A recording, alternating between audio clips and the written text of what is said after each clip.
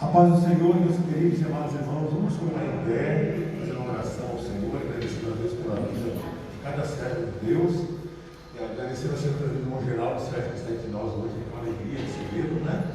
E logo em sequência, vamos cantar um louvor e também o hino da arte cristã, o hino 75, Tentado Não Cedas. Esse hino é muito maravilhoso, né? Amado e eterno Pai Celestial, nós te adoramos e te bendizemos o teu bendito e santo nome nesse dia, Senhor. Nós adentramos com alegria nos teus atos para te adorar nesta manhã e aprender do teu santo tempo. Ministra tua bênção sobre cada vida, Senhor.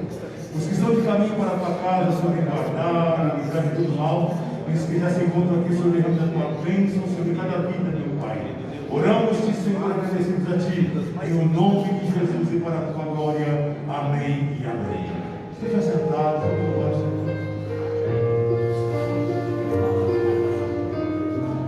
os planos de Deus.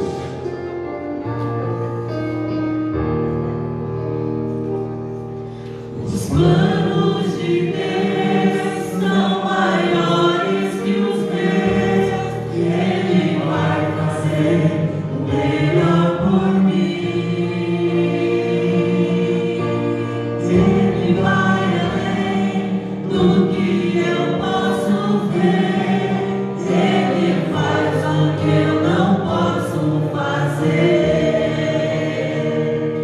Deus vai cumprir seus planos em mim. Ele vai fazer o que lhe apraz. Sou pequeno e falho, mas Ele é Deus. Ele só faz o melhor pelos seus. Deus vai cumprir os seus planos em mim. Ele vai fazer o que lhe apraz. Sou pequeno e falho, mas Ele é Deus. Ele só faz o melhor pelos seus. Acredito, sim, acredito,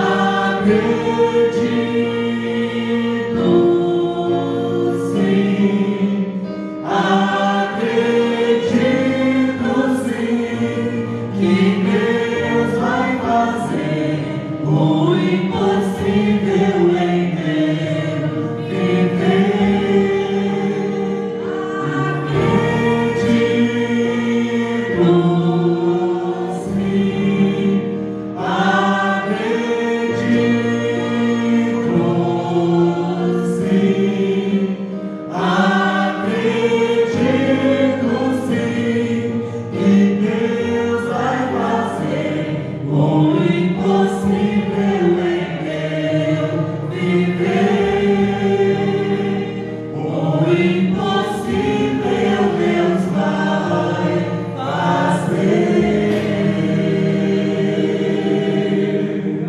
Aleluia, louvado é o nome do Senhor.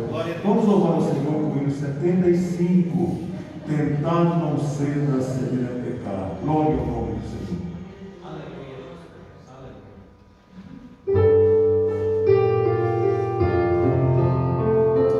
Tentado não cedas, ceder a pecar. Melhor é mais nobre será triunfar. Coragem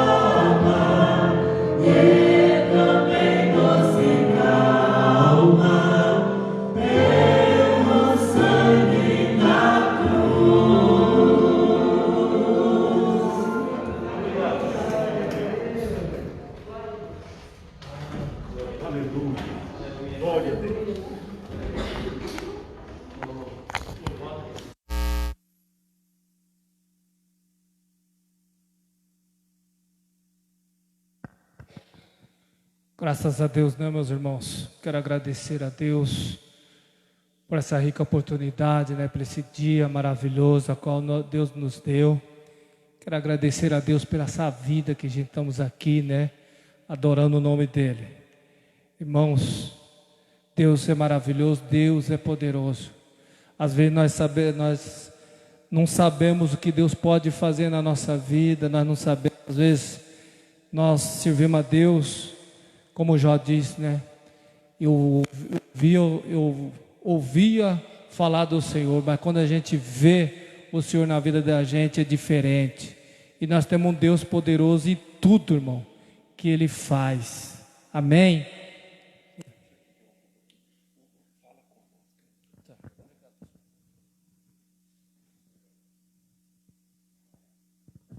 Graças a Deus.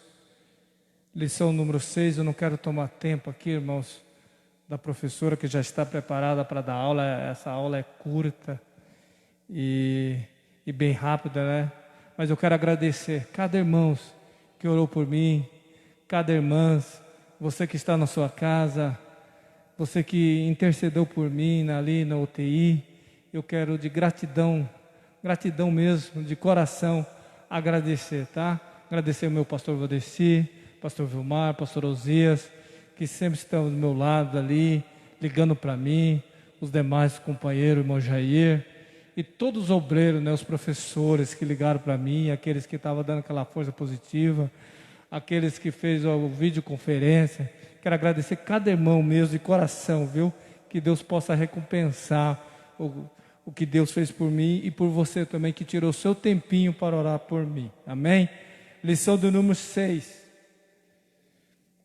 A teologia dele faz só os pecadores que sofrem. Diz assim a pergunta, né? Eu quero convidar aqui o irmão Jair para fazer essa oração. Pedir para você ficar de pé. Não quero estender aqui no comentário, porque o tempo é curto, irmão. Já usei um pouquinho aqui. O irmão Jair, o nosso amigo, vai estar orando. E a professora, a irmã Kari, vai estar lecionando essa aula maravilhosa nessa manhã. Louvado seja o nome do Senhor. Oramos então pela nossa professora, para que Deus, o Senhor, dê a ela, através do Espírito Santo, toda a liberdade para ministrar aquilo que o Senhor, por certo, já tem colocado no seu coração para esta manhã, para abençoar a minha, a tua, as nossas vidas. Oramos ao Senhor. Senhor Deus e Pai, na tua presença nos colocamos agora, pedindo a tua bênção, Senhor, pedindo a liberdade do teu Espírito Santo sendo derramada sobre a tua filha, a nossa professora Karen Simone, ó Pai querido. Use a tua serva com toda a autoridade para ministrar conhecimento nesta manhã, ó Pai querido. Que este conhecimento, que esta aula, Pai, possa ser bênção não somente para os presentes, mas para aqueles que também assistem no sistema online, de dentro de suas casas possam receber a presença do Teu Espírito Santo, possam ter as suas almas alimentadas, ó Pai, porque esta aula é da Tua Palavra, e a Tua Palavra, Pai, verdadeiramente é alimento para nossas almas. Em nome de Jesus, sê com a Tua serva e abençoa as famílias, Pai, abençoando aqueles necessitados, ó Pai querido, que muitas vezes têm enviado os seus pedidos de oração a esta igreja, crendo antes de tudo no poder que há no nome de Jesus, e assim te agradecemos. Amém, amém. Irmã Simone.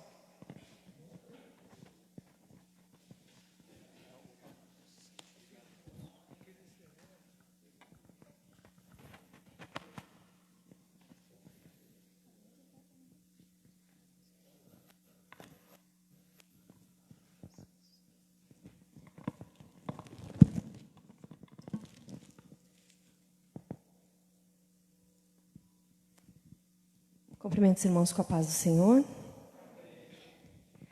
Sempre um prazer estarmos na presença do Senhor, na casa do Senhor, né? Para aprendermos a sua palavra.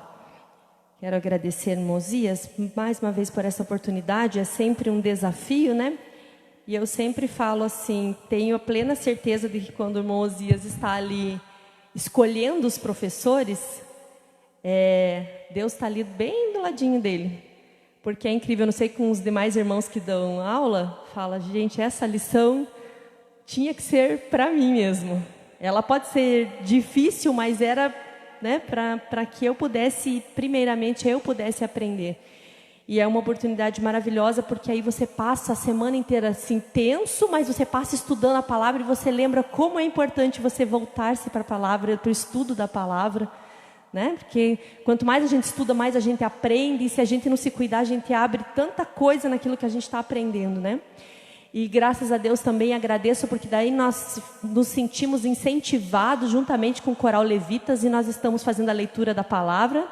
Nós já estamos no capítulo, vamos para o 33 hoje, né? Acho que era assim, 33. Cada dia está fazendo a leitura de um capítulo de Jó. E nós estamos aí com o intuito de ler a Bíblia toda, o Levitas. Começamos por Jó, né? Vamos assim acompanhando junto com a escola dominical. E eu agradeço a todos os levitas, aqueles que estão em casa, que não vieram, que poderiam estar aqui, que se sintam incentivados a estar aqui aprendendo. Porque às vezes a gente lê a palavra e, né, ouvindo aqui a escola dominical, a gente esclarece muitas dúvidas que às vezes vão ficando, né? Então nós vamos lá, estamos na lição de número 6. Vamos estar lendo o textuário da nossa lição. A Lei coloca ali para mim, que no meu papelzinho eu coloco tudo para cá, que fica mais fácil para eu me encontrar, né? O textuário, Letícia, pode colocar.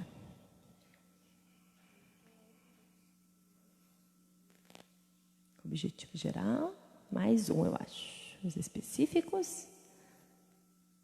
Esse, né? O nosso textuário. Jó 4, o 7 e o 8. Lembra-te agora, qual é o inocente que jamais pereceu? E onde foram os sinceros destruídos? Segundo eu tenho visto, os que lavram iniquidade e semeiam o mal, cegam isso mesmo. Uma fala de Elifaz ali, né? A verdade prática.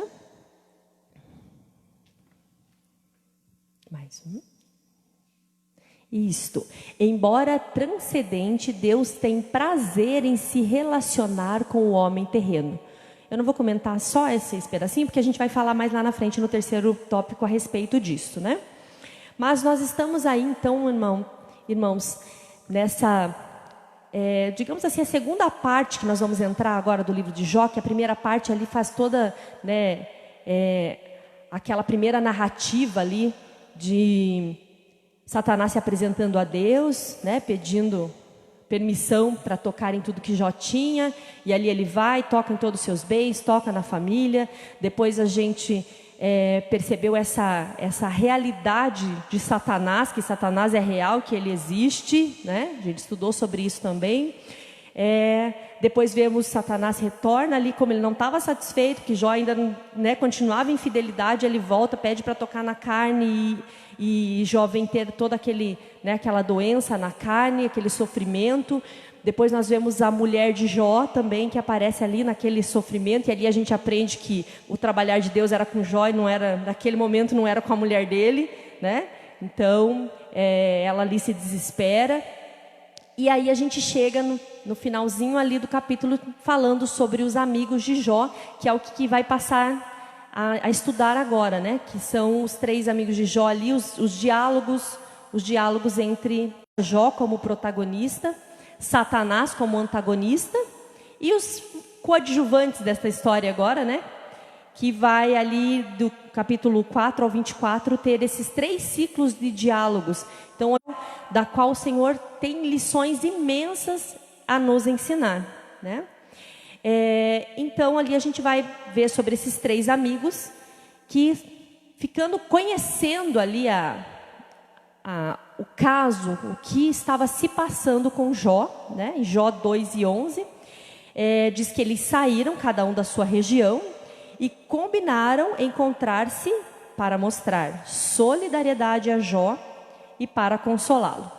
E aí a gente já começa a pensar a respeito de que muitos pensamentos nos sobrevêm sobre esses amigos, né? Tem muita gente que fala, é amigo, mas é amigo de Jó, né? Então, assim, será que eram amigos mesmo? Vamos ver na lição hoje, né? Será que foram ali só como bisbilhoteiros? Ou realmente eram amigos? Quando eu leio ali na palavra que eles realmente foram mostrar solidariedade, foram consolá-lo, então a gente vê que a intenção era boa, eram amigos. E aí o que me intrigou, assim, porque eu sempre falo para os irmãos, quando eu leio a palavra, eu falo, onde é que eu me encaixo nisso? O que eu tenho que aprender com isso? Aí eu me perguntei, será que eu estou no lugar do Jó? Ou eu estou no lugar dos amigos de Jó? Não tem para onde ir.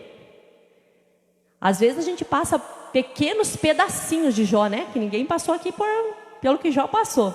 Mas nós passamos por pedacinhos de Jó. E nós estamos no lugar de Jó. Mas muitas vezes nós estamos na condição de amigos de Jó. A gente acha que não, mas hoje a gente vai ver algumas coisas e aprender algumas coisas com o amigo de Jó, principalmente aquilo que muitas vezes nós não devemos fazer, né? E aí eu fui procurar, então, o que é ser um amigo, né? O que o dicionário fala acerca de ser um amigo? Então, amigo é aquele que demonstra afeto. Então, pelo que me diz aqui o que é ser um amigo, aqueles eram realmente 3 amigos. Eram amigos de Jó, né? E aí eu quero que um irmão leia para mim, por favor, Jó, capítulo 19, do versículo 13 ao 19. Um pouquinho extenso, mas vamos ler aí para mim, por favor. 19, do 13 ao 19.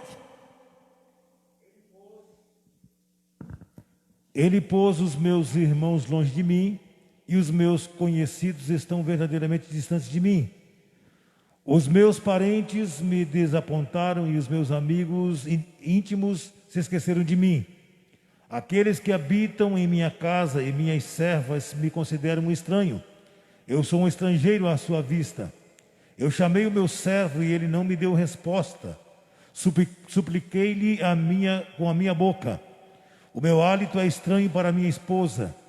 Embora eu suplicasse por causa dos filhos do meu próprio corpo.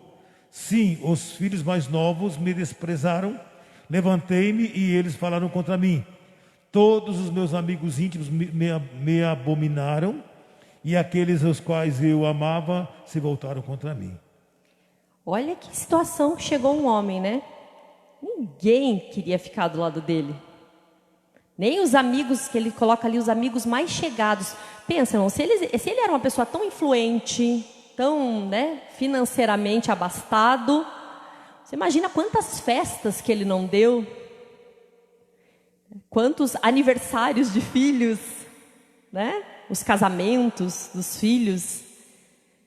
Então, devia ser sempre conhecido de muita gente. Para ele chegar numa situação que ninguém ficou do lado dele. Até as crianças que olhavam para ele davam risada dele, zombavam dele. E aí a gente vê, cadê os amigos? E isso é fato, né? Que os amigos verdadeiros você encontra nesses momentos de angústia, de tristeza, né? E ali então ninguém perto de Jó chegam esses 3 amigos que vêm demonstrar lealdade, que vêm demonstrar companheirismo, respeito, vêm de longe. E a Bíblia fala ali que quando eles estavam chegando próximo deles, eles vendo a situação que estava, Jó, eles não podiam acreditar naquilo. Eles se condoeram, choraram, gritaram, rasgaram suas vestes, deitaram pó na cabeça, né? Se lançaram ali e choraram com a situação de Jó. E eles vêm, se assentam do lado de Jó e silenciam. 7 dias quietos, talvez tentando entender, né? Mas nós estamos aqui, Jó. Não estamos entendendo nada, muito menos Jó estava entendendo nada, mas nós estamos aqui. E até aí, irmãos, estava tudo certo. Estava tudo certo. Né? Os amigos ali, solidários. Mas daí, eu fiquei pensando acerca de uma coisa. Quem que abriu a boca primeiro? Foi Jó. Né? Meus amigos vieram de longe. Eles vão entender, eles vão entender. Jó não queria, afinal, uma explicação deles, né? Não achou que eles poderiam resolver, mas que eles poderiam ouvir ele. Poderiam ouvi-lo pelo que ele estava passando. E Jó abre a sua boca ali e se lamenta, né? Compartilhando da sua dor. E isso muitas vezes acontece conosco, não acontece? Né? Nós estamos passando por um problema difícil, sem solução. E aí a gente, às vezes, coisas que é só para a gente compartilhar com Deus. Mas a gente, como humano, né? A gente às vezes precisa colocar para fora, falar alguma coisa. E eu sempre falo assim, às vezes eu leio alguma coisa no Face, alguma coisa assim, eu falo, gente, Deus não tem conta no Facebook. A pessoa coloca, ó Deus grandioso, tu sabes pelo que eu estou passando, pelas minhas lutas, agrura. É só dobrar o joelho e contato é direto, né? Porque aí a consequência de você abrir a boca também vem. Nem sempre aquele teu amigo do teu lado, ele está preparado espiritualmente para viver aquilo que você está vivendo. É muito bom quando a gente conversa com uma pessoa e a pessoa tem a palavra, sabe aquela palavra certa? Mas nem sempre isso acontece, né? Então eu só fiquei pensando aqui nesse alerta, né, que a gente vê nesse comecinho, nessa palavrinha. E aí faltou compreensão, faltou entendimento do que estava. Eles não tinham entendimento daquilo que estava se passando com Jó, a não ser a respeito do que eles viam. E o que acontecia com Jó era muito além do que os olhos podiam ver daquela situação, né? Então a gente também tem que ter cuidado, o pastor sempre nos ensina isso, né? Que aconselhamento é diferente, né, pastor? A gente às vezes quer aconselhar ou dar a nossa opinião, é diferente. Às vezes a minha opinião é acerca do que eu já vivi, né? Ó, segundo as minhas experiências, Osias, é melhor você não comprar, mas ali era alguma coisa superior. Às vezes Deus está trabalhando em algo na esfera espiritual do qual nós não estamos vendo. Então, duas coisas nós temos que tomar cuidado: em querer aconselhar ou querer dar nossa opinião aos outros e receber também. Nosso melhor conselheiro é o nosso Deus. Não que a gente não tem que confiar em ninguém, não tem que contar nada para ninguém. Nós temos que ter pessoas, sabe aquela pessoa de Deus que você fala, puxa, naquele momento eu sei que eu posso contar com essa pessoa, que ela vai orar, ela vai me dar uma luz do meu problema, né? Então, a partir daquele momento, segundo os conhecimentos dele, aquilo que ele tinha, aí começa todo esse descorrer do que nós vamos ver aqui sobre ele faz. Faltou compreensão, faltou compaixão, faltou a empatia, né? Eles só queriam resolver o problema, eles não pensaram no Jó, no que Jó, meu amigo, né? Não quero saber como é que você está, como é que está seu coração. Não, eles queriam resolver a questão, eles só queriam resolver o mistério, né? Tá? Então, ele começa ali já, lembrando para Jó e falando, olha Jó, você ensinaste a muitos, né? As suas palavras levantaram os que tropeçaram. Ele começou a lembrar Jó ali. Vocês imaginam que como Jó ali é experiente, né, sábio, quantas vezes ele deve ter falado para alguém que estava em sofrimento? Né? Quantas vezes ele deve ter ensinado para alguém, olha, né, é assim, você tem que confiar em Deus. Então, quando eles viram aquela situação, falam assim, quantas vezes, né, você já levantou tanto e agora você está aí nessa lamúria, você está aí se lamentando, vamos fazer alguma coisa, né? Então, ele começa lembrando ali, e aí entra essa questão que ele levanta, que vem trazer ali, só quem comete pecado sofre? Vem a grande pergunta, né? Que é o que nós vamos pensar hoje. Então, muitos têm uma percepção teológica parecida com a de Elifaz, conforme veremos nessa lição, da justiça retributiva. Embora seja uma lei que está presente nas Escrituras Sagradas, mas ela nem sempre dá conta da realidade. E a gente vai ver que em várias partes da Bíblia nós vamos encontrar isso, então que não é, portanto, não é antibíblico o que ele faz, vem nos a proposta dele ali, né? O livro de Jó mostrará exatamente isso. O sofrimento que o patriarca passava nada tinha a ver com a consequência de algum pecado cometido no passado. É importante aprendermos essa lição a fim de não proferirmos julgamento precipitados em relação ao sofrimento de um irmão ou de uma irmã em Cristo. Então, esse aqui é um apanhado geral de tudo que nós vamos aprender. Na introdução, nessa lição estudaremos o discurso de Elifaz. Ele é o primeiro amigo de Jó a expor sua concepção teológica acerca da situação degradante em que se encontra o homem de Uz. Nesse sentido, veremos que para Elifaz a justiça retributiva é certa, ou seja, só os pecadores sofrem e os justos não passam por reveses. Para ele, Jó contrariou esse ensinamento, atacou a forma religiosa de pensar e, portanto, feriu a ortodoxia que deveria guardar. Finalmente, veremos também as respostas de Jó a cada acusação de Elifaz. Então, é a justiça retributiva. Aqui se faz, aqui se paga, né? Então, na tentativa de explicar a situação de Jó, Elifaz traz daquilo que ele conhecia, né?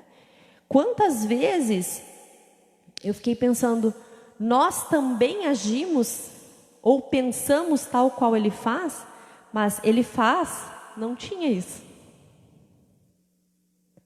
Não tinha verdade absoluta. E nós ainda o fazemos muitas vezes. Ele não tinha a letra. O que ele aprendeu foi das tradições, foi do que passado de pai para filho, né?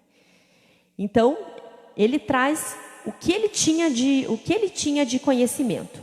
Quem pode ler para mim ali no tópico 1, o subtópico 1 e 2? O 1 e o 2. Quem vai ler?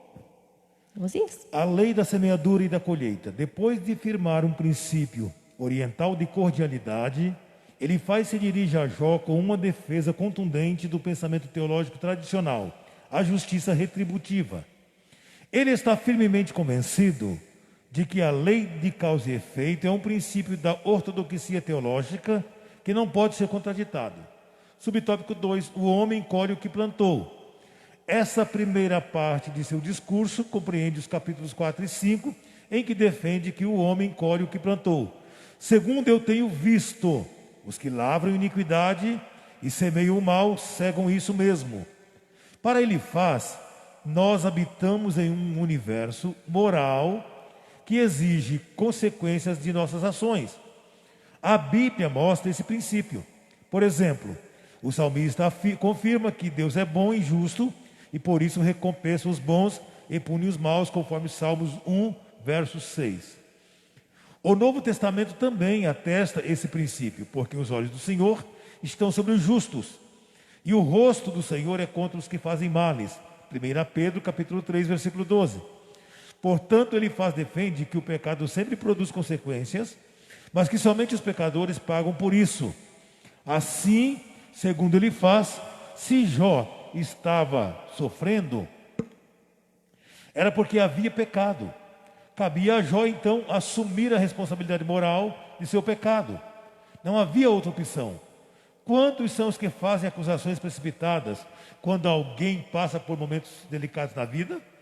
Ao julgar precipitadamente, muitos cometem injustiças e esquecem de que Deus é quem pode ver todo lado da questão. Segue? Só até aqui. Obrigado, Zé. Então, aqui, né, a primeira coisa que ele faz, vem trazer, até esqueci de comentar ali no início, né, inicia a fala dele sendo o mais experiente, o mais idoso, né, do grupo ali, que era a tradição, né. Antes de começar a falar ainda, ele pergunta, né, ó, tudo bem para você se a gente falar, a gente não vai te enfadar, a gente pode falar, né? Porque eu não me aguento vendo essa situação e sem falar nada. E aí ele começa a fala dele, e a fala dele, ele deixa bem claro que é segundo o que ele tinha visto, era segundo a experiência, ele vem jogar a experiência dele, a primeira coisa, né?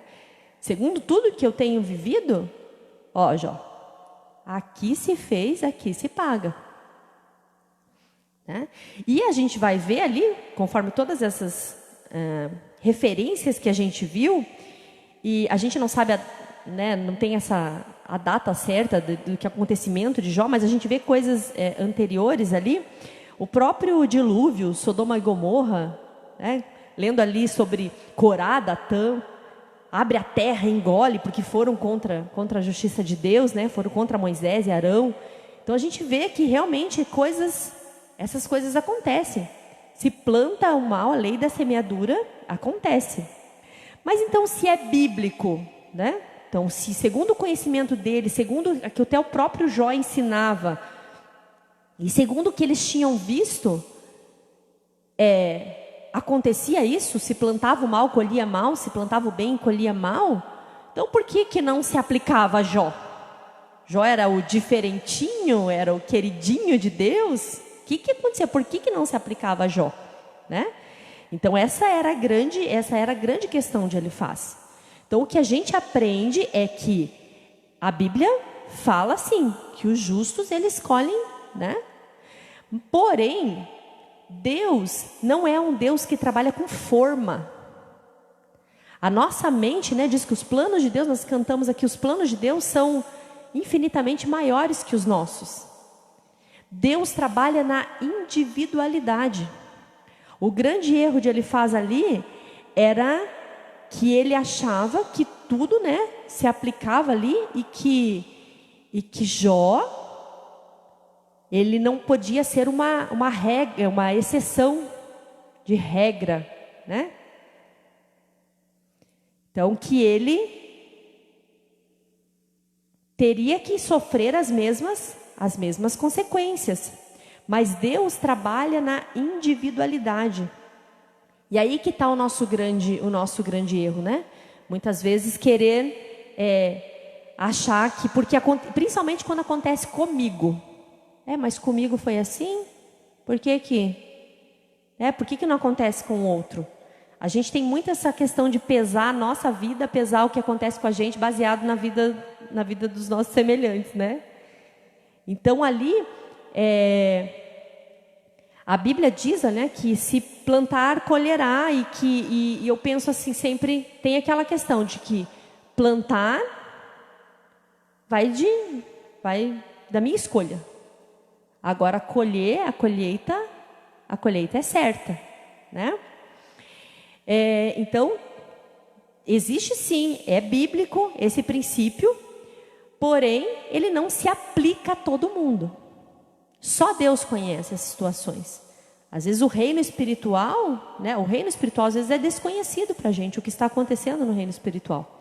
Deus está trabalhando de uma forma e a pessoa está passando por aquela situação e você só olha como se fosse algo que ele está colhendo.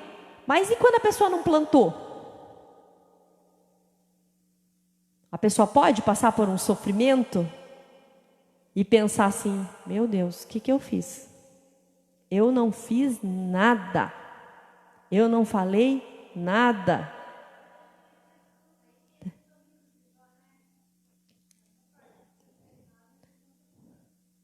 A acusação. Gente, é uma das coisas mais doídas. Eu falo com conhecimento de causa. A coisa mais doída que tem no ser humano é você ser acusado por algo que não cometeu. Quando você só tem Deus por tua testemunha. Quando você dobra o teu joelho e fala, Deus, tu conheces o profundo do meu coração. Né? Essa era a situação de Jó, diante de Elifaz.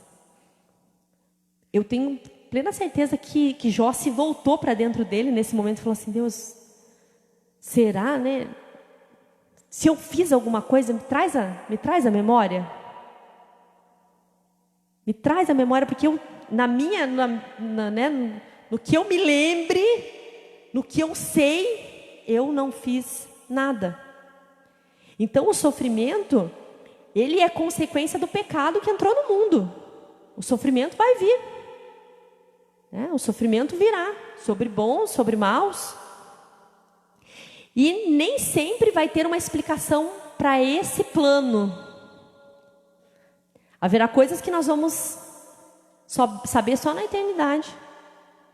Eu fico muito pensando assim crianças, né, que às vezes já nascem com algum tipo de deficiência, algum problema, passam a vida inteira. Tem pessoas que passam em estado vegetativo o tempo todo, passam cadeirantes, passam entubados. E aí você fica pensando, meu Deus, o inocente, uma criancinha desde quando nasceu. Você ouve histórias assim, por que esse sofrimento? Né? Era perfeito. E quando eu trabalhava lá no HSBC, tinha um setor todinho de deficientes visuais. E eu era apaixonada pelo aquilo. Porque eu falava, gente, como é que pode? Esse pessoal, né, ouve, recebe quando você liga lá para o banco, eles te ouvem por um ouvido, eles digitam no computador e tudo que eles digitam no computador, eles ouvem pelo outro ouvido, sem ver a tela. O computador está na frente deles, eles estão digitando, mas não estão vendo nada na tela. E eu falava, Senhor, como é que desenvolve, né, assim, essas habilidades todas? Mas imagino quanto sofrimento eles não passaram também para chegar até ali, né? Então existem coisas que não vão ter explicação. São sofrimentos que não têm explicação. E outros sofrimentos que têm propósito, né? O cego de nascença, os discípulos perguntam para Jesus ali, né? Quem que pecou? Foram os pais dele, para ele nascer assim? Aí Jesus fala, não, ninguém pecou. Mas é para se manifestar a glória de Deus.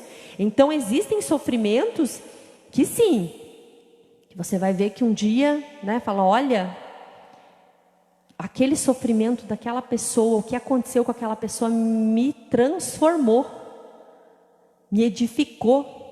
Quantas pessoas que através do sofrimento do outro ela foi curada, ela levantou, ela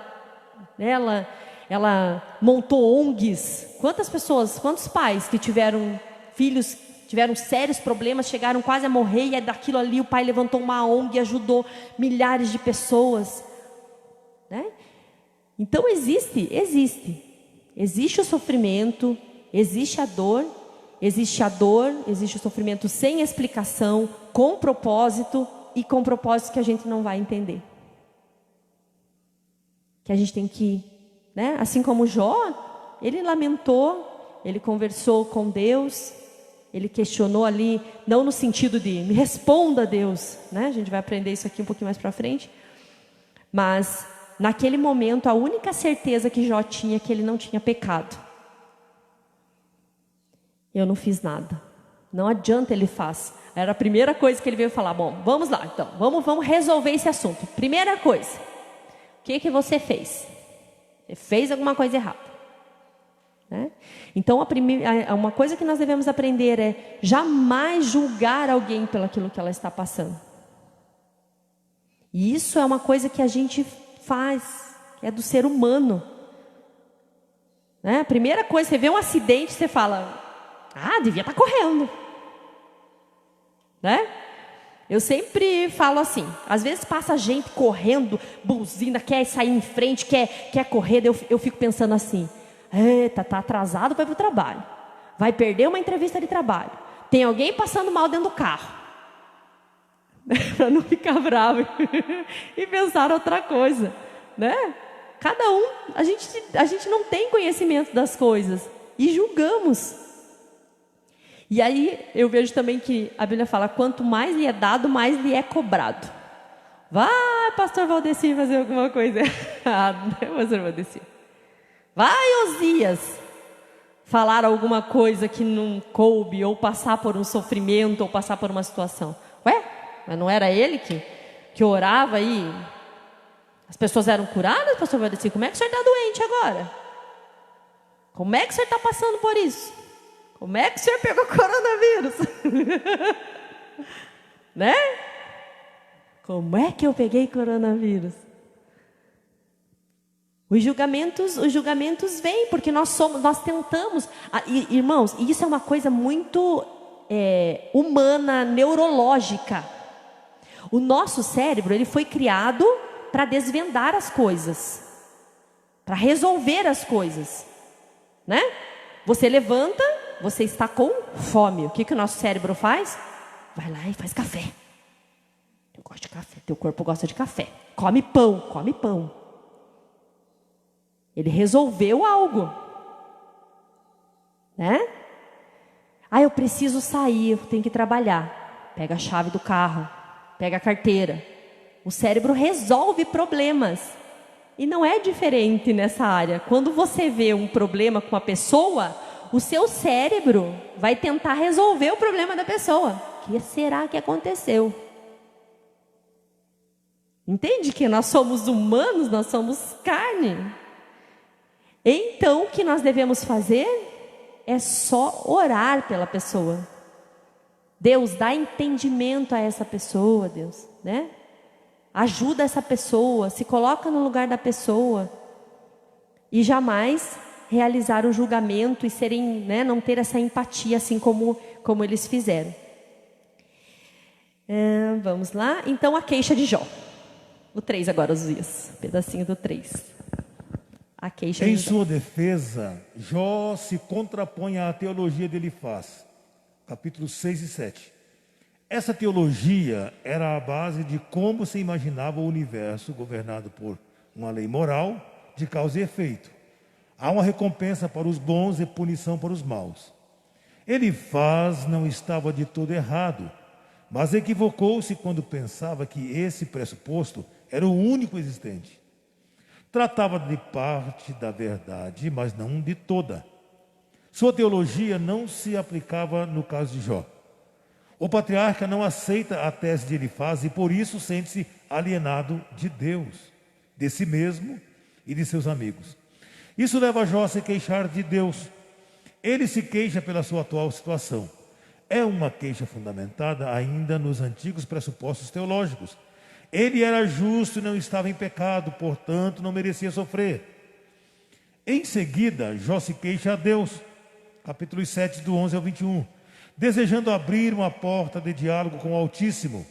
Ele não quer explicações baseadas em teorias teológicas antigas, mas numa conversa sincera, através de um relacionamento direto com o Criador, onde Jó fala que ele e Deus, onde Jó fala com ele e Deus fala com Jó.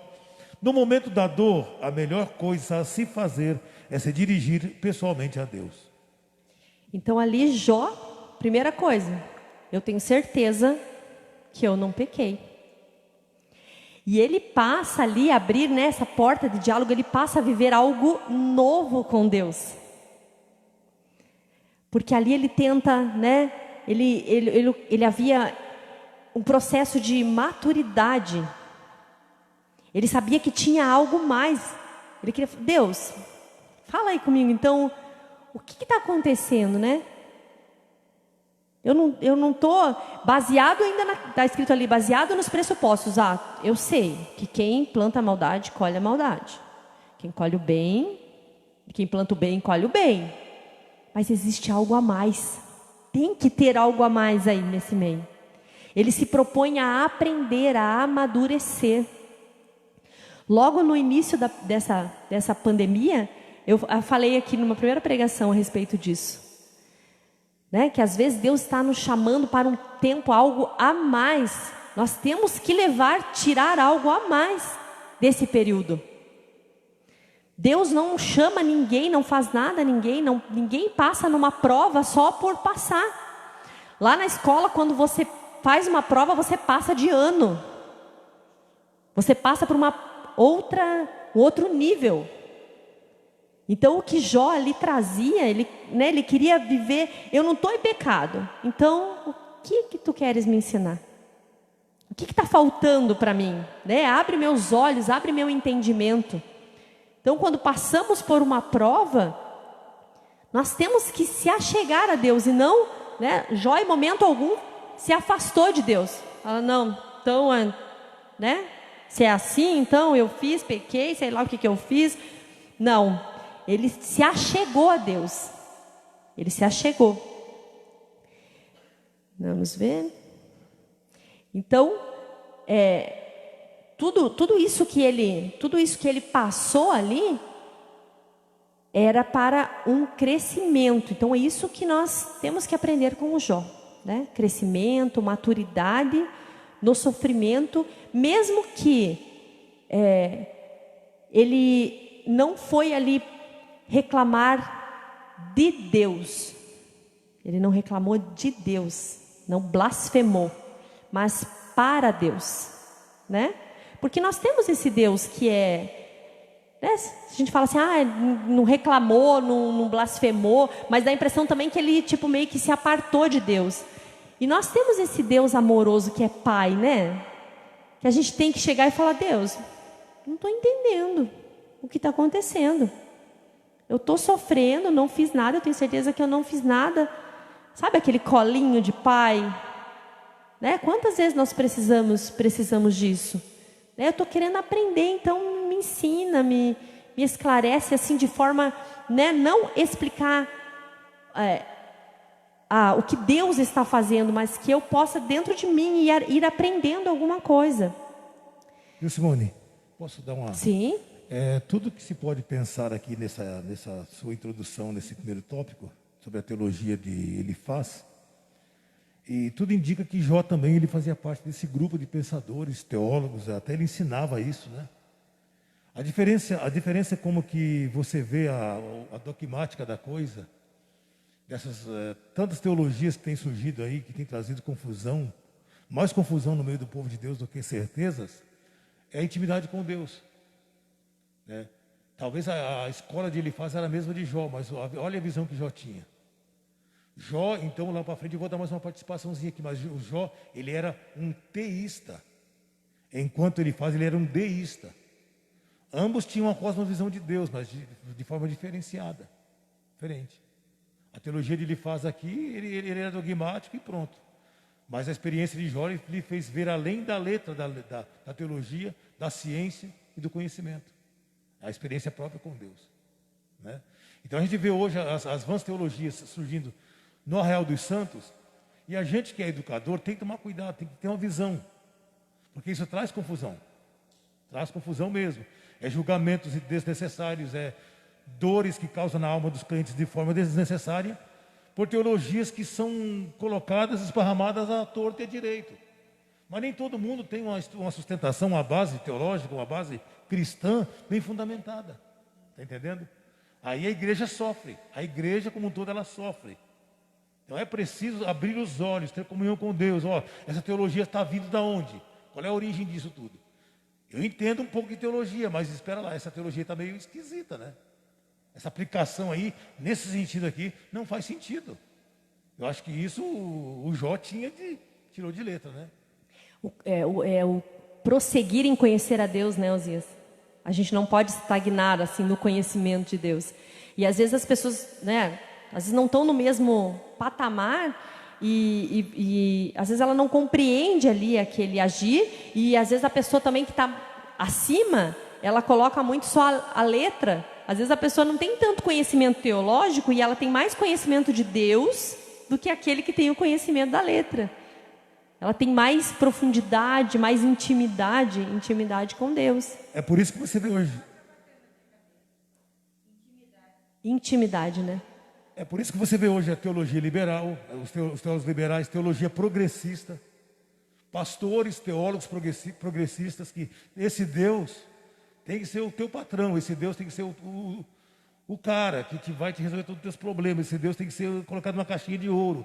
É uma teologia maluca que tem surgido aí, e os crentes que não têm sustentação teológica, base, EBD na veia desde pequenininho, essas coisas todas, o pai trazendo a criança no caminho do Senhor, meu Deus, isso não vai dar certo no futuro, vai ser uma teologia estragada amanhã, vai ser uma obreira estragada amanhã, ocupando o púlpito e ensinando errado o povo amanhã. É um ciclo que parece que não tem interrupção. Né? A gente está vendo aí a teologia da igreja inclusiva, a teologia da igreja, dessas igrejas excêntricas, que tem varrido o Arraial dos Santos. Não é essa coisa toda. A gente ouvia pessoas pregar há 20 anos atrás, dava gosto, hoje não dá para ouvir mais. Né? Uma teologia totalmente... Toda estragada. Não, Deus é teu patrão, coloca ele na parede, coloca mesmo. Uhum. Olha que eu não sou tão velhinha assim, mais ou menos. Mas eu sou da escola dominical e eu aprendi, né, na escola dominical e passei a ensinar na escola dominical. O Murilo era meu aluninho. Danilo. Danilo. O Danilo, na hora do culto, ele saía lá do meio da igreja e vinha sentar do meu lado, lá no coral. Pequenininho, agora está enorme. E eu ensinava para as crianças, devo ter ensinado para ele. Os olhos do Senhor são como chamas de fogo, e eles estão em cima de você. Pecou, cuidado, não resbala nem para a direita nem para a esquerda. Então a gente olha para ele e faz, mas a gente, por muito tempo, a gente viveu isso, né, pastor Osias? Sabe? Cuidado, se você fizer alguma coisa errada, né, vai pagar. Para a gente que é chamado para a obra ainda, né, pastor? Mais ainda, eu acho assim, olha, Deus te chamou, se você não fizer, a gente tem um compromisso, né? O senhor sempre nos ensina ali, né? Deus chamou, tá chamado. Mas a gente tinha muito essa questão assim, da pessoa não ter possibilidade de fazer alguma coisa por saúde, por alguma coisa, e falar assim, Deus, você viu? Deus matou o filho da fulana porque ela não quis pregar. Quantas vezes eu ouvi isso?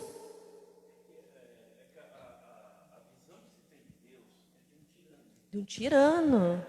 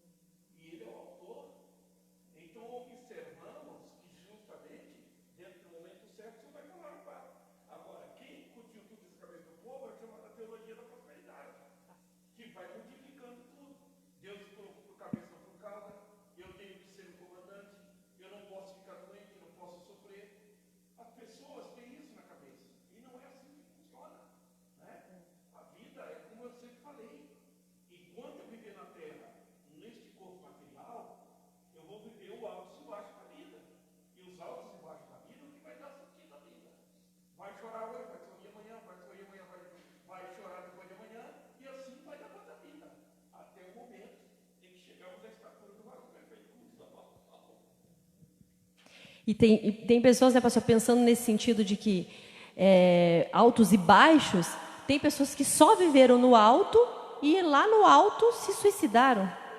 Se fosse só felicidade, ter só dinheiro, digamos, tinha dinheiro, tinha saúde, mas a sua parte, né, emocional, a sua vida espiritual, às vezes, né? Então, a vida, ela é feita desse equilíbrio. E muitas vezes o que se eleva na vida da gente é naquilo que a gente mais se aplicou. Também tem isso. Que às vezes o cristão, ele acha assim, porque eu nunca tive nada, porque eu só sofro, porque eu não tenho casa, porque eu não tenho... Mas o que você fez da tua vida para que você tivesse conseguido alcançar essas coisas. Então, muitas vezes o sofrimento realmente depende daquilo que a gente fez ou deixou de fazer, das nossas prioridades, né? Então, ele faz, primeira coisa, acusa que Jó tinha cometido pecado. A segunda coisa que ele vai ali, ele apela para a tradição religiosa. Quem pode ler? Valdo, pode ler para mim, por favor? Ortodoxia engessada, o 1 e o 2.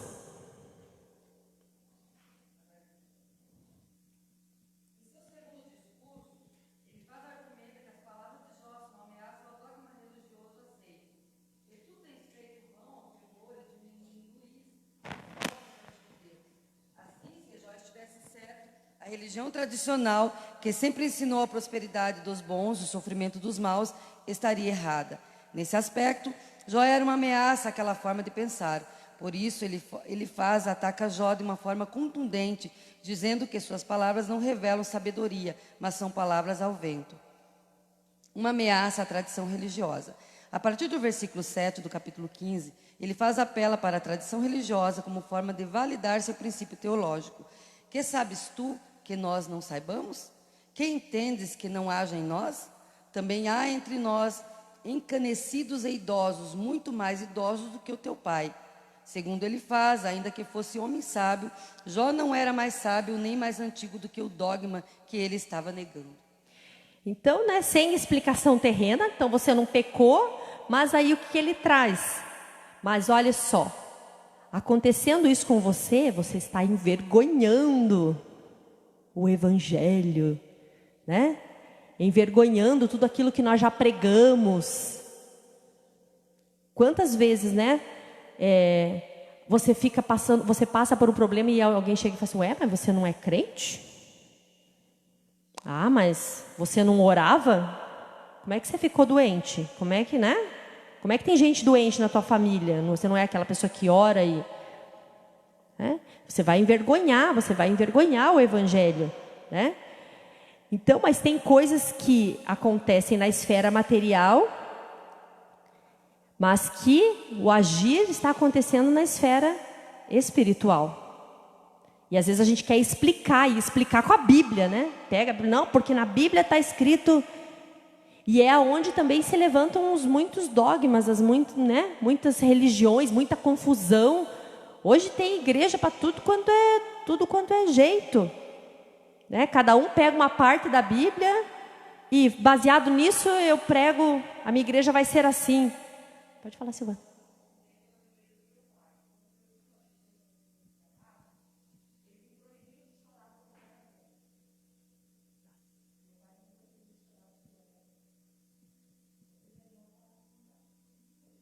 Ah, sim.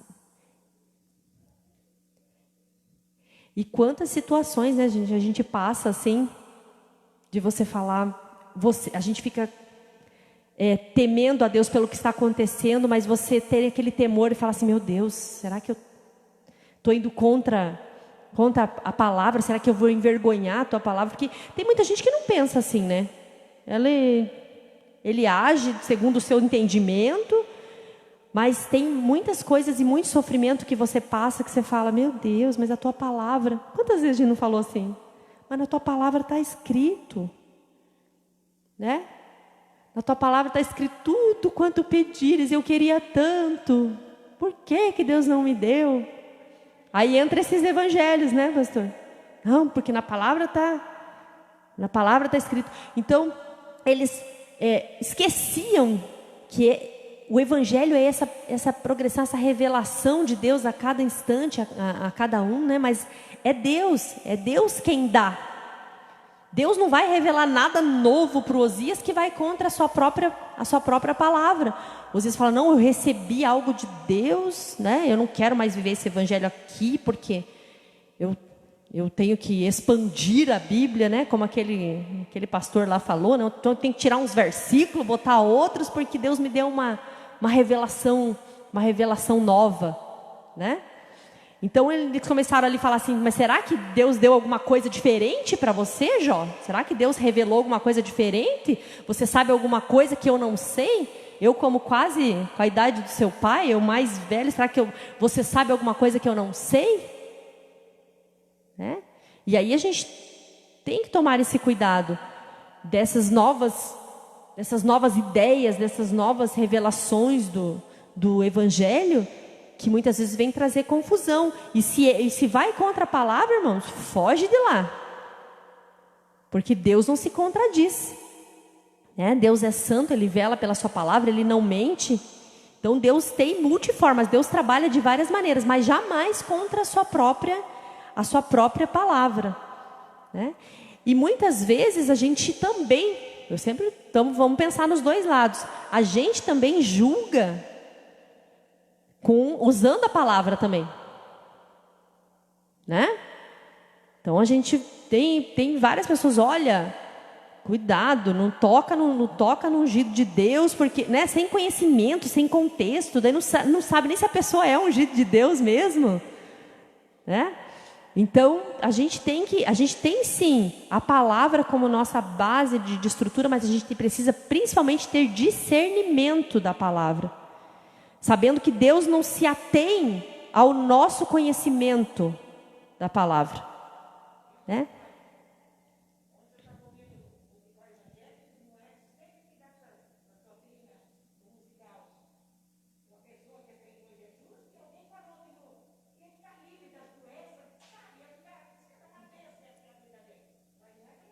Não.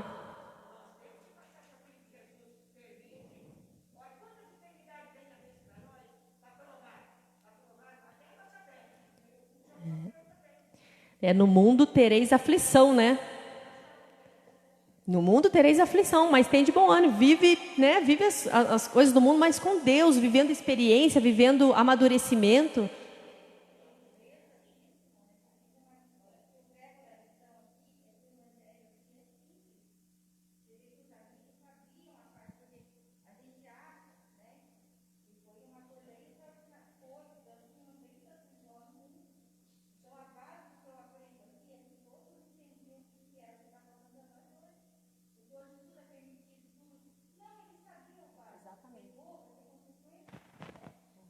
Inclusive aqui um dos amigos fala, você parou de rogar, até os teus rogos foram diminuídos. Aqui está dizendo, você está orando menos.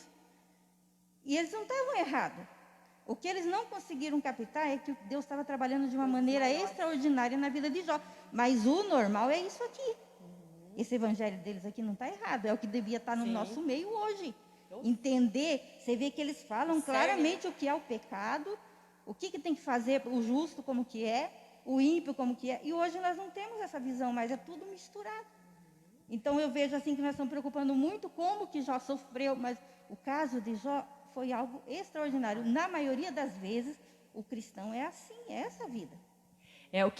A gente faz o que ele, a humanidade faz o que ele fez. Nós ficamos tentando resolver o problema do sofrimento. Como que eu vou resolver o problema do sofrimento?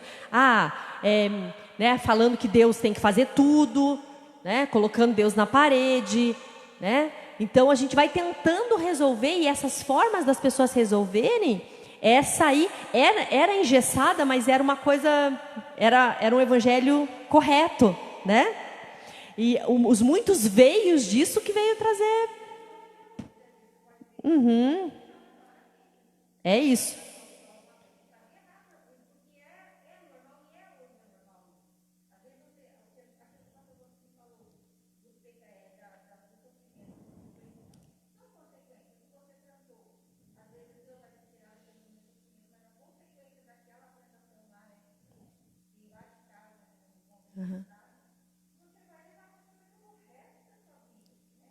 Na verdade, a gente está numa situação, Fátima, que às vezes, gente, é difícil saber até o que é certo e o que é errado.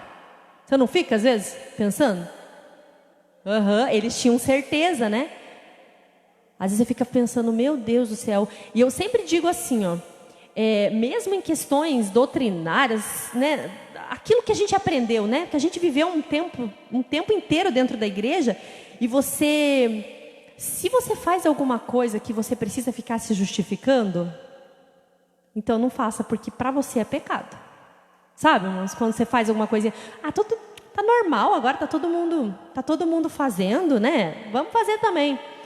Mas o Espírito Santo e Deus trabalha na individualidade. Se isso pesa na sua consciência, se isso pesa para você, não faça. Porque nós estamos tão perdidos, parece que perdemos tanto o norte das coisas, né? Que tem coisa que tipo, daqui a pouco a gente está olhando para as coisas absurdas que estão acontecendo e estamos achando, tudo bem, né? Deus maravilhoso, Deus de amor, Deus salva todo mundo e é assim mesmo. Acho que eu estava errada. A gente começa a pensar que a gente estava errado, né?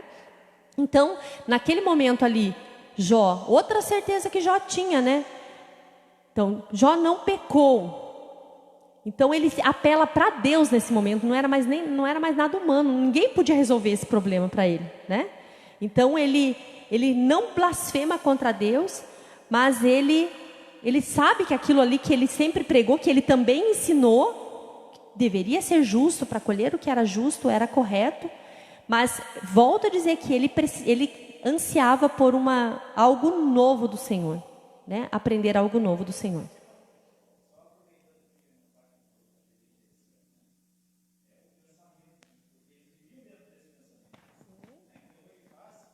Não estava errado naquilo que ele ensinava, porque Jó também,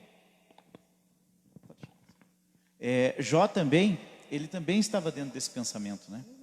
E Jó também não estava entendendo o que estava acontecendo, né? Então ele trouxe uma coisa, e isso não parou lá atrás, não parou em Elifaz, porque no tempo de Moisés era olho por olho e dente por dente. Então quer dizer, continuou a mesma coisa, a retribuição daquilo que era mal. Se você fizesse o bem, ganharia o bem. Se fizesse o mal, você também iria ganhar o mal. Aí chegou no tempo de Jesus, né? E no tempo de Jesus também, a retribuição era isso, né? Tudo que o homem semear, isso também ceifará. Então, eles não estavam errados. Eu acredito que o erro dele faz dos 3 amigos dos teólogos, porque eles também eram mestres, né? Então, o erro foi não tratar com empatia, com amor. Eles não estavam errados naquilo, assim, de todo, né? Eles não estavam errados.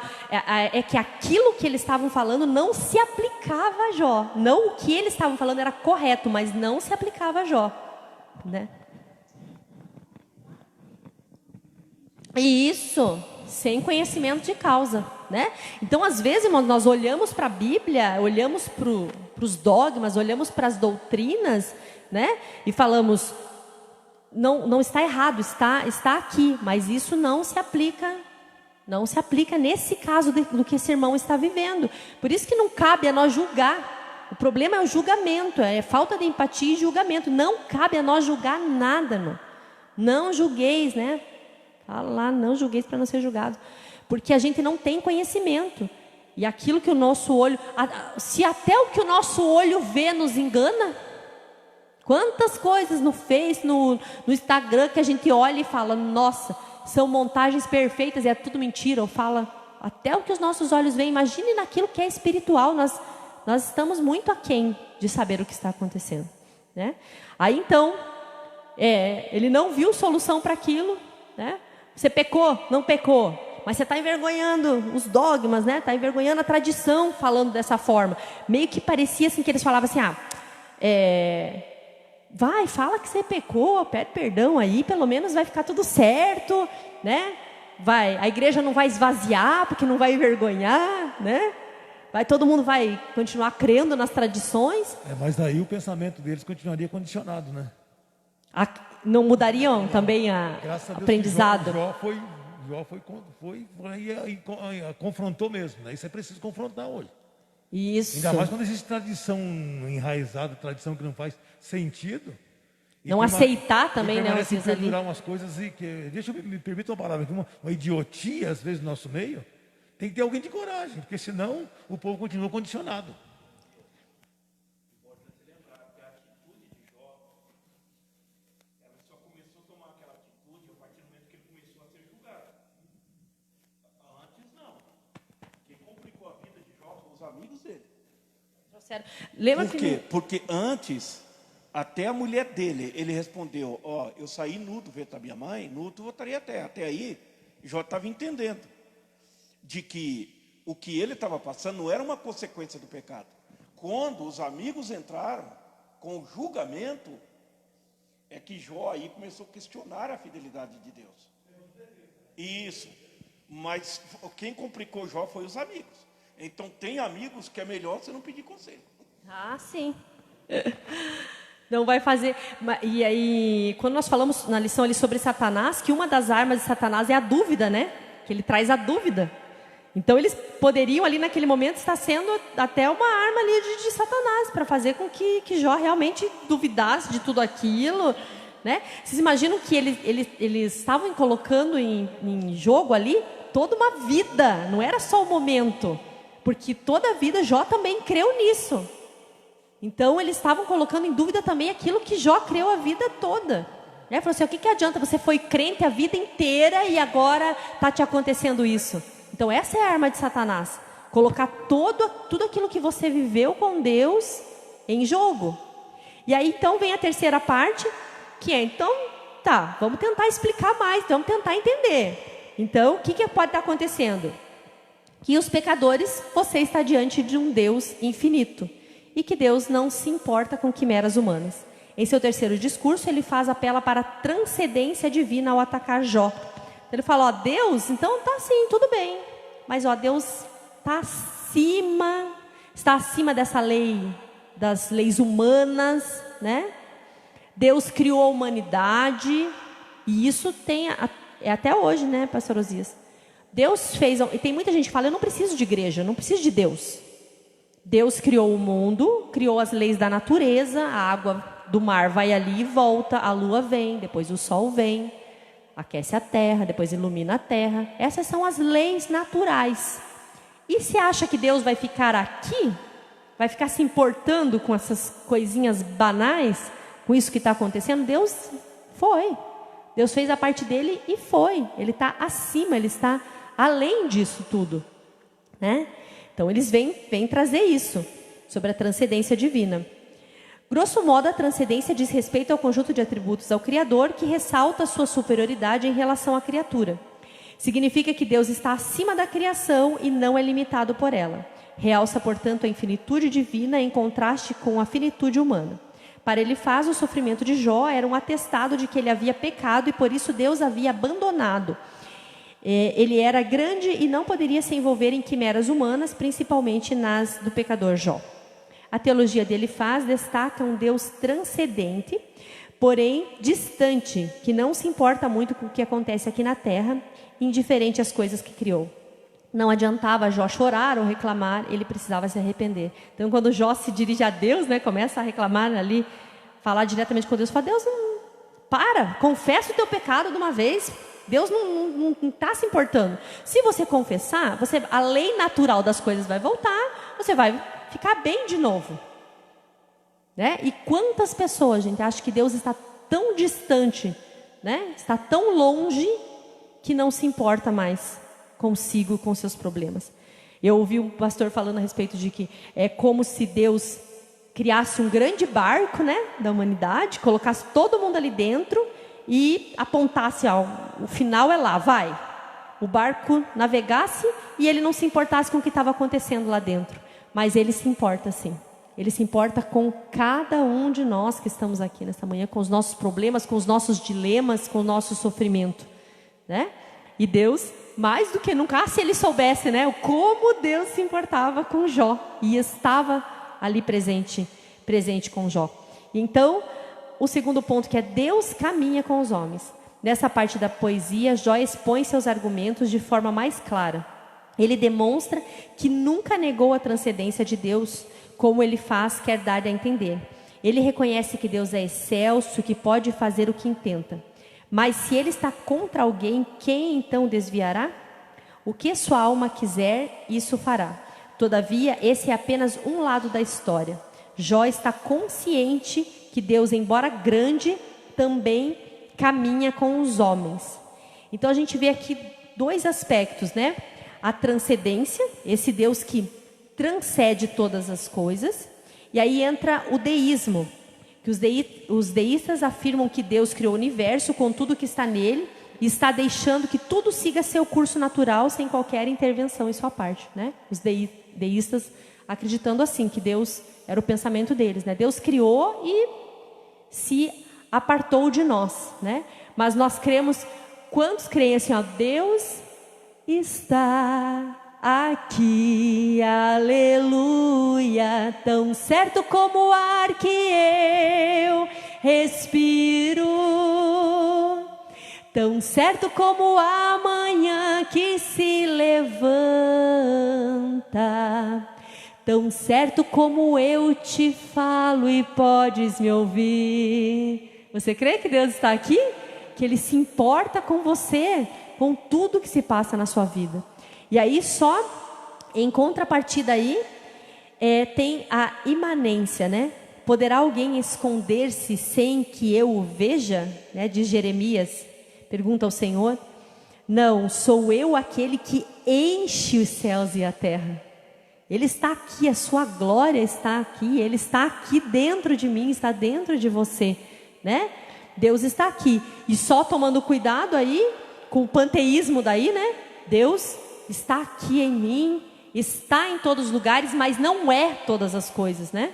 O Osias já falou sobre isso, né? Tem gente que acha que Deus é uma árvore, está na árvore, é um pedaço de pau, né? Aí, templos que se erguem e casinhas e objetos, né? Onde Deus não habita, né? Não habita nesse templo material, mas Ele está aqui porque nós estamos aqui. Onde estiverem 2 ou 3 reunidos, ali eu estou. Então Ele está aqui porque você veio aqui na escola dominical hoje, Ele está aqui, né?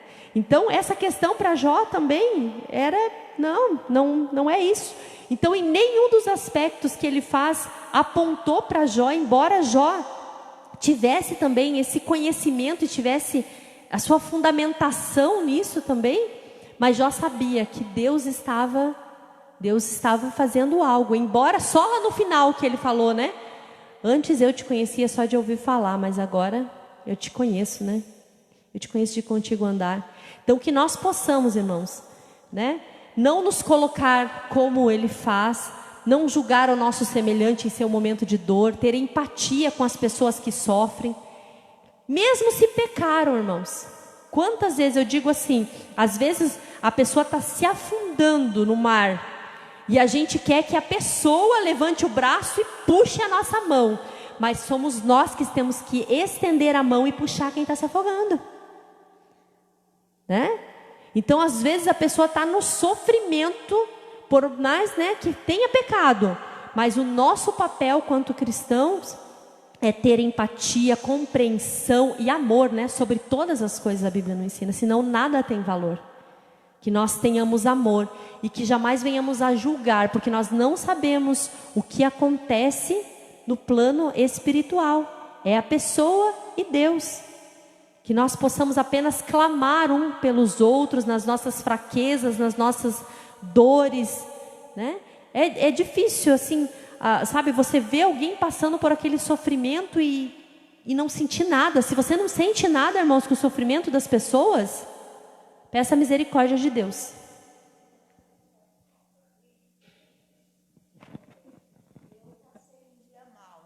Eu tive um dia mal na minha vida e muitas pessoas oraram por mim, e todas as pessoas que oravam por mim, diferente de ele faz, sempre profetizavam que algo bom ia acontecer. Mas quando algum ímpio sabia que eu estava enferma, eles queriam saber aonde que era, onde estava, onde era a doença. Todos os ímpios que souberam, eles sempre queriam saber aonde era o câncer, né? Diferente da igreja, que orava, me incentivava e me motivava. Mas alguma coisa mudou no quadro. Muita gente orou, porque eu fiquei muito enfraquecida, fiquei muito frágil. E a igreja orava, e toda a família, de todos os lugares, mas uma coisa mudou. Quando eu estava na presença do médico, ele disse que ia tirar um pedaço de mim. Quando ele disse que ia tirar um pedaço de mim, aí mudou. Aí mesmo enferma como eu estava, eu entendi que Deus queria que eu orasse, que eu falasse com Ele.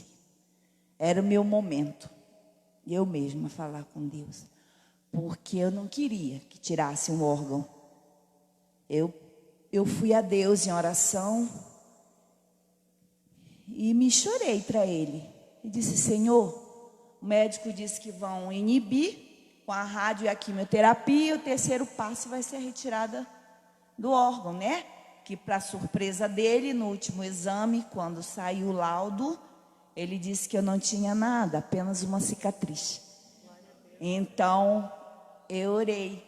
Então, eu entendo que a vitória de Jó, né, foi quando ele mesmo orou. Porque as pessoas oram, as pessoas, uns desejam o bem, outros não creem, outros julgam. Mas quando você mesmo vai a Deus, e Deus respondeu não só a minha oração, mas de todos que intercederam. Amém. E é assim, né? Às vezes Deus está chamando você para um propósito. Às vezes a gente procura tanta ajuda em volta e Deus quer você trabalhando.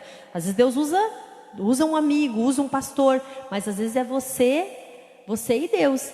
E às vezes também a gente interfere em coisa que não é para interferir, né? Porque às vezes a gente quer ajudar e Deus está trabalhando com a pessoa e você entra, dá um conselho errado e a pessoa faz algo errado que vai sofrer uma consequência de acordo com aquilo que você aconselhou. É muito perigoso, né? Então que possamos pedir orientação, que prossigamos em conhecer a Deus, né? Não julguemos, prossigamos em conhecer a Deus, que é infinito em conhecimento, né? Que quer se revelar a cada dia a nós, nos fazer crescer para que nós possamos nos achegar a Ele.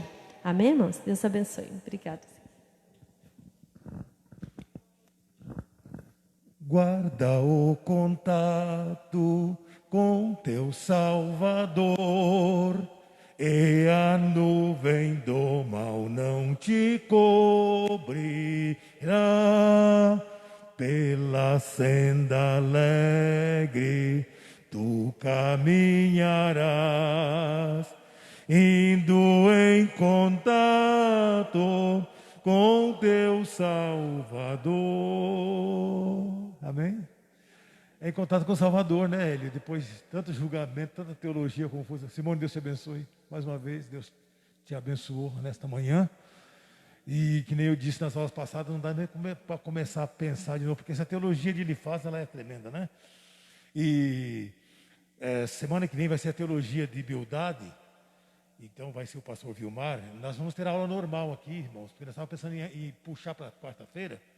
Mas eu acho que não faz sentido, né, pastor? Pode fazer no domingo mesmo.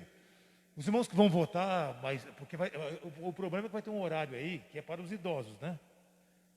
Mas assim, eu creio que pode votar em qualquer momento depois disso também, né?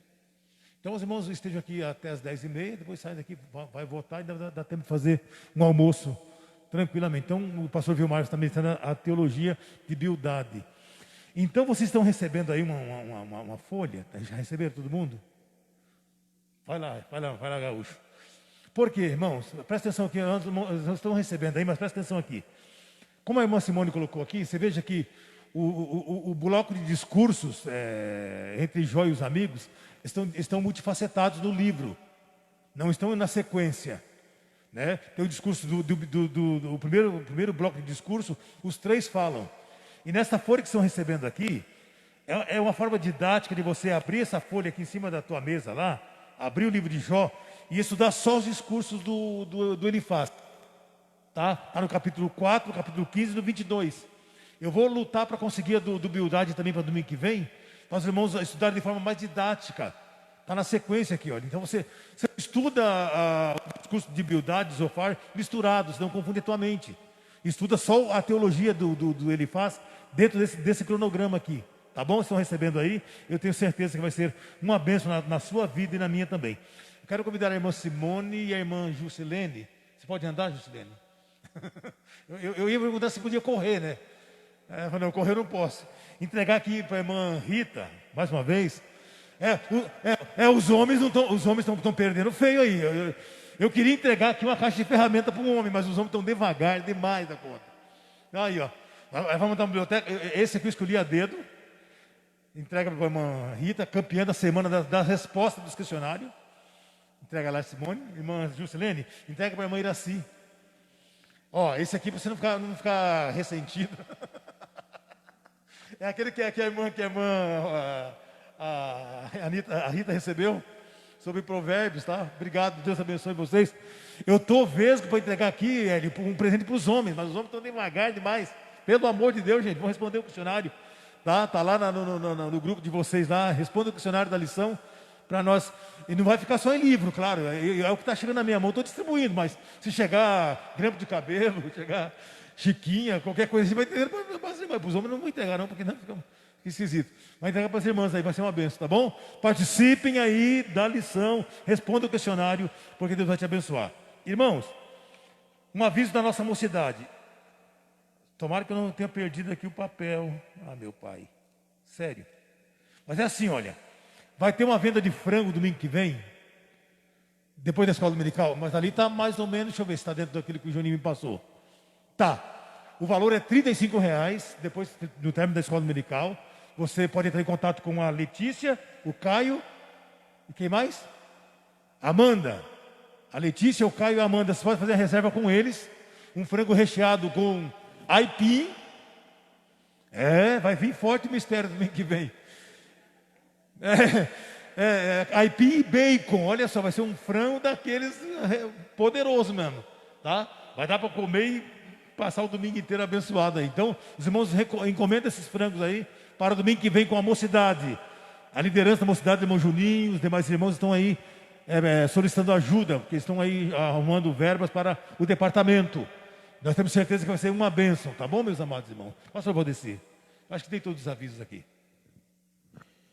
Muito bem, meus amados, queremos agradecer a Deus, parabéns, irmã Karen, pela matéria muito bem explicada. Creio que não ficou qualquer sombra de dúvida a respeito disso, né? Então, não devemos julgar ninguém, a conclusão final é isso. Não julgue ninguém quando estiver passando por dificuldade, problema. Como também nós não devemos interferir na vida de alguém com quem Deus esteja tratando alguma coisa, tá bom? Você perceber que Deus está tratando alguém, também não interfira. Porque também é desagradável ao Senhor, não é? Então não podemos nos intrometer naquilo que não nos diz respeito.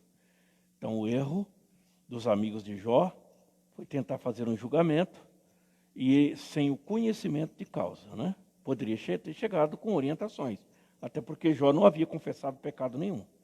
Se Jó tivesse confessado o pecado, não, você está pagando pelo que passou. Mas não houve confissão da boca de Jó. Então não cabia nenhum tipo de julgamento nesse sentido. Então aquilo que nós não entendemos, é melhor nos calarmos. E esperar Deus trabalhar da maneira dele. Tá bom, irmãos? Até porque a fé que eu e você, que nós temos, ela não é um escudo contra a doença, contra a enfermidade.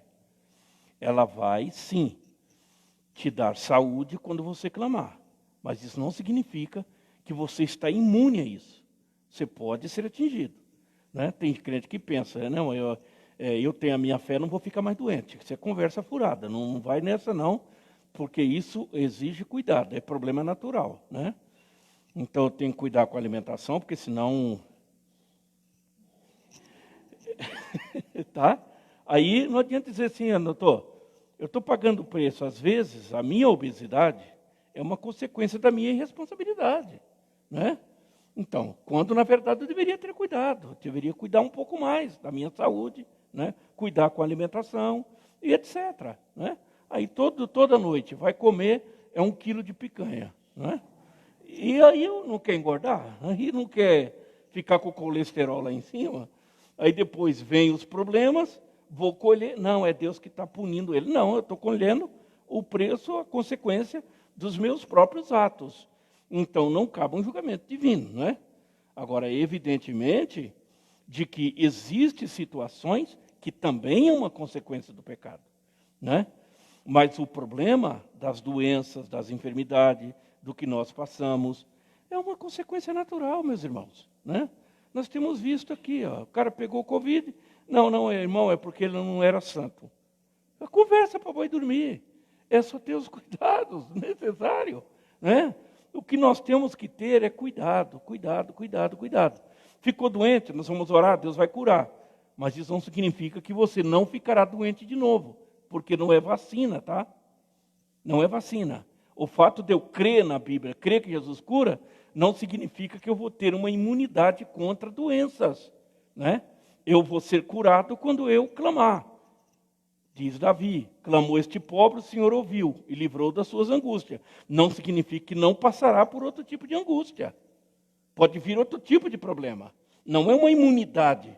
Oh, agora eu sou crente, eu nunca mais vou ficar doente. Agora eu sou crente, nunca mais vou passar por problema. Esta é a teologia mentirosa. É a teologia do engano, que deixa crentes frustrados, desanimados e desacreditados. Eu conheci um pastor, um homem de Deus. Orava, Jesus curava na hora. Eu acho que vocês também ouviram falar. Quem era do meu tempo ouviu falar. Chamava-se Mário Rosa. Homem com vida no altar. Este homem, o joelho dele parecia joelho de camelo. Um homem que tinha vida no altar. Ele chegava no doente, orava, Jesus curava. E sabe do que ele morreu? De câncer. Em cima de uma cama. Vai entender este parâmetro. Porque não tem nada a ver uma coisa com a outra. A minha justiça reflete na minha eternidade. Eu não aceitei a Cristo para viver bem na terra. Eu aceitei a Cristo para garantir uma vida futura. Então entendam que aqui nós vamos viver pela fé, vamos lutar pela fé. Ficou doente, vamos clamar, vamos orar, o Senhor vai restaurar. Mas isso não significa que amanhã ou depois não volte a ficar doente de novo. E eu quero pedir aos irmãos que continuem orando em favor da irmã Maria Gabi, não é? Que o Senhor tem dado graça. Eu estava até comentando com um irmão ali ontem, como o nosso presidente é um homem de Deus. É um homem de Deus, né? De fato, irmão. Porque não é fácil, pastor Zias, você ministrar e depois da tua ministração, você ir para casa e saber que você vai cuidar de alguém que está convalescendo de uma enfermidade e pregar diante da igreja como se tudo estivesse bem. Quando a minha esposa, ela passou por um quadro de saúde muito grande, que a minha esposa ela colocou 3 ou 4 stents nas artérias. Eu estava pastoreando a igreja de Vila Sandra e o médico de repente ficou ruim, precisou ser hospitalizada e precisou passar por um processo da chamada angioplastia. E o quadro dela era bastante complicado. E aí ela estava com 84% de obstrução nas artérias. Quando os médicos colocaram o catéter, foi perfurado a artéria dela. Eles perfuraram a artéria e tal, e ficou hospitalizado.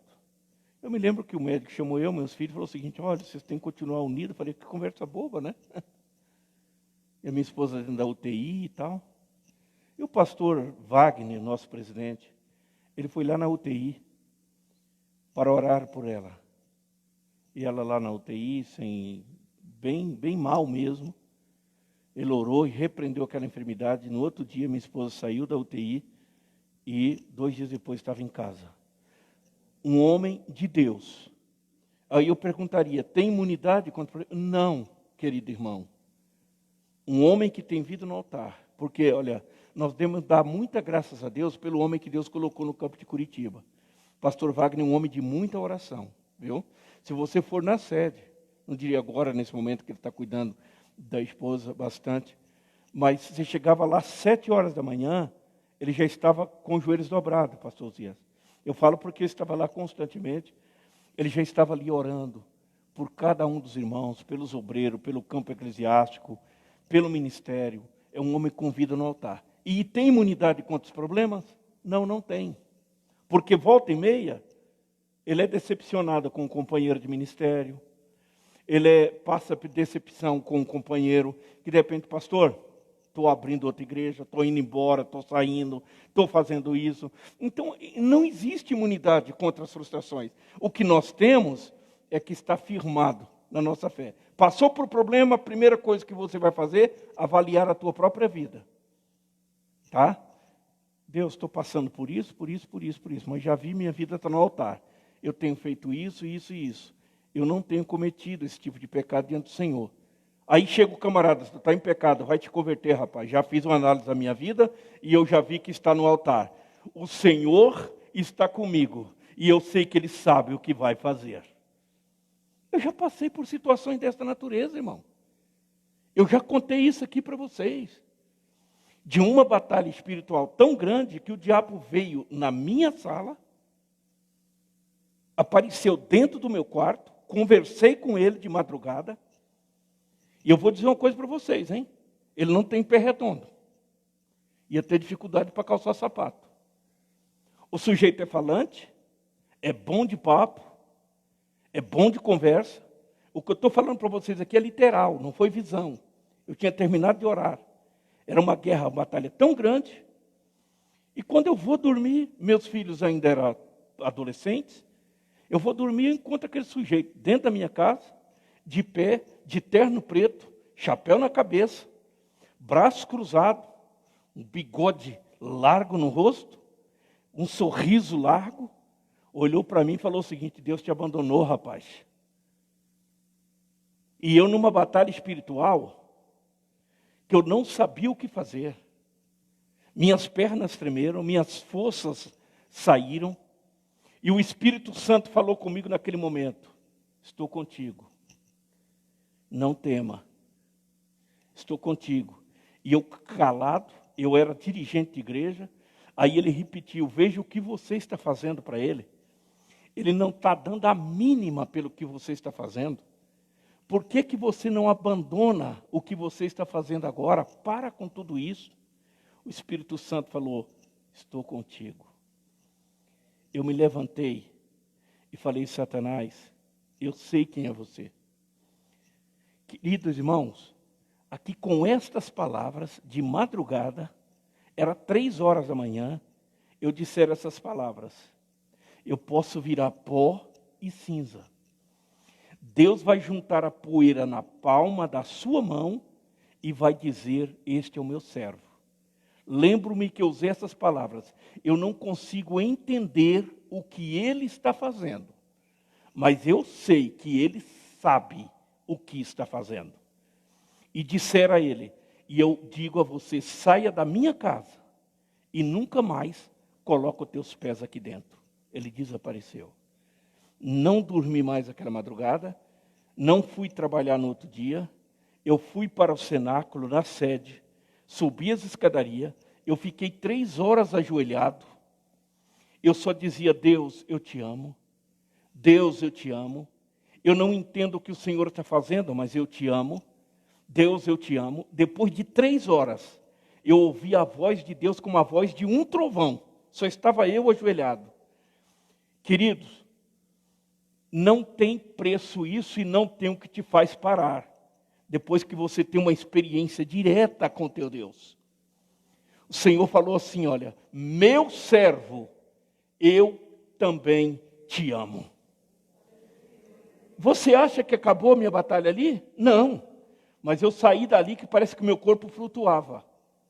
Passou-se mais uma semana, eu estava em casa orando, no mesmo horário. Desta vez eu não vi, eu ouvi. O Senhor falou o seguinte: meu servo, o meu adversário te colocou à prova, mas a tua prova chegou ao fim. Acabou. Foi como se empurrasse com a mão, tirasse com a mão, e até aqui tem me ajudado o Senhor. Então não julgue e não leve a sério. Quando alguém apontar o dedo, a primeira coisa que você tem que olhar é para o teu interior. Examine-se, pois, o homem a si mesmo. Examinou-se, está no altar. Então não olhe para a luta, não olhe para os acusadores, não olhe para os inimigos, não olhe para os juízes de plantão, mas diga: o Senhor é o meu pastor e nada me faltará. Fique em pé comigo. Dava para passar o dia depois de uma matéria dessa, e o Mancari. Glória a Deus. Muito boa, né, pastor Zias? Assim, muito bem, meus irmãos. Olhe, a Santa Ceia do Senhor, escute, não esqueçam deste aviso. A Santa Ceia do Senhor, ela vai acontecer às 14 horas do dia 14, tá? Então, dia 14, sábado, às 14 horas, devido à eleição que vai acontecer no domingo, dia 15, então a Santa Ceia vai ser às 14 horas pelo sistema Drive, tá? Por causa das pessoas do grupo de risco e etc. Então, às 14 horas, nós começaremos a atender os irmãos pelo sistema Drive-Thru. E às 19h30, nós teremos a Santa Ceia presencial aqui na igreja. Se o coral Levitas puder cantar, vai ser 10. Tá? Então, às 19 horas, a Santa Ceia presencial. Às 14 horas, drive-thru, e às 19 horas, presencial. Então, os irmãos entrem, que forem participar da Santa Ceia presencial, devem confirmar a presença através do site. Deus, te louvamos pela tua presença conosco. Agora pedimos, Senhor, despeça-nos na tua paz e na comunhão do teu Espírito Santo. Te louvamos pela ministração desta manhã. Continue abençoando os professores, todos os envolvidos com a Escola Bíblica Dominical. Querido Deus, logo mais à noite, Senhor, estaremos reunidos para o culto de adoração ao teu nome, Pai. Fala conosco, em nome de Jesus. Amém. Hoje à noite, às 19 horas, o grande culto de missões. Que o grande amor de Deus Pai, a graça de nosso Senhor Jesus Cristo e as doces consolações do Espírito Santo sejam com todos, alegremente dizemos. Deus os abençoe e de em paz.